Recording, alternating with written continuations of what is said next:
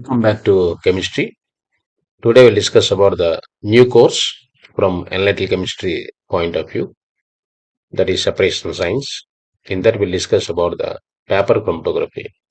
So the summary of this whole chapter can be discussed like this as a contents. We can see the history, basics, introduction, methodology, advantages, disadvantages, applications, practical requirements, development techniques, visualization, qualitative and quantitative analysis. Let us see the chromatography history. In 1900, Mikhail Svet, Russian botanist, invented chromatography to separate plant pigments like chlorophyll using a column of calcium carbonate. And in early 20th century, technique gained traction. Svet coined the term chromatography as a color writing due to the colored bands he observed. From 1930 to 1950, we can see paper chromatography and thin layer chromatography developed for separating complex mixtures.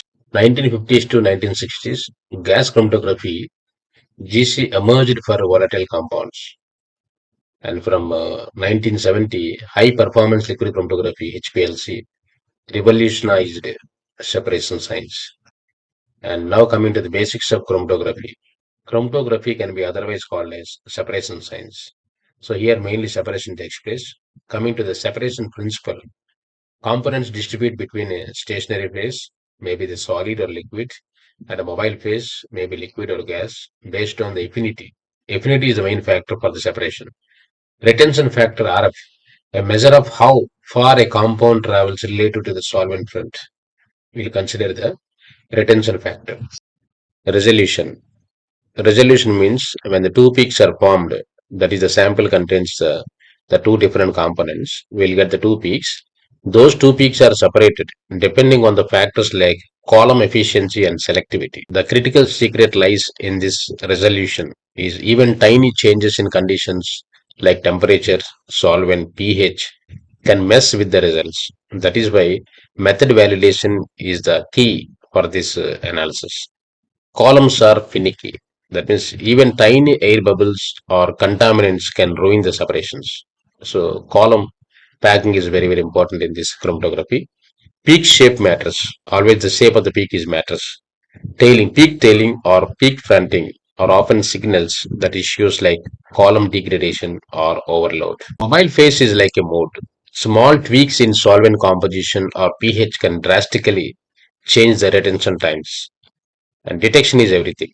Finally, we can go for the detection. That is choosing the right detector in UV, mass spectroscopy, etc. can make or break an analysis. So it's not foolproof. That is co-illusion. Overlapping of the peaks is a great and real headache in this separation science phenomenon. Chromatography is a lab technique used to separate, identify, and quantify the components of a mixture. It works on the principle that different substances distribute themselves between the two phases, that is stationary phase and the mobile phase.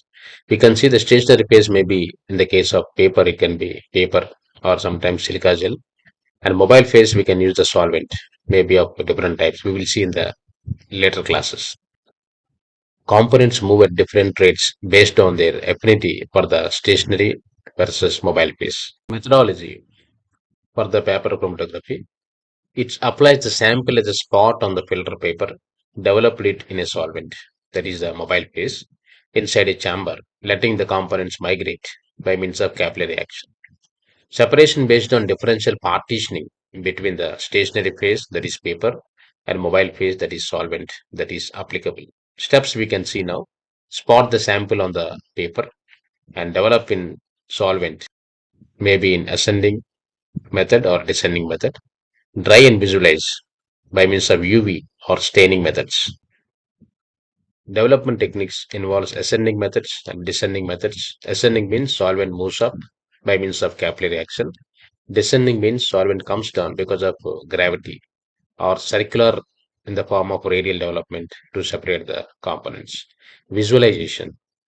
It involves detects the spots with the UV light, chemical stains or specific reagents that make the separated compounds visible. And qualitative analysis identify substances by calculating the RF retention factor values which compares spot migration to the solvent front. Last point in the outlines of vapor chromatography, quantitative analysis. It measures the amount of substance by direct methods and indirect methods. Direct methods involve spot area measurement or densitometer usage, and indirect methods involve extracting the spot and using the spectrophotometry or by electrochemistry. This is about the outlines of vapor chromatography, and in the further classes we'll discuss about in detail about all the chromatography separations called as separation science. Stay tuned. Thank you.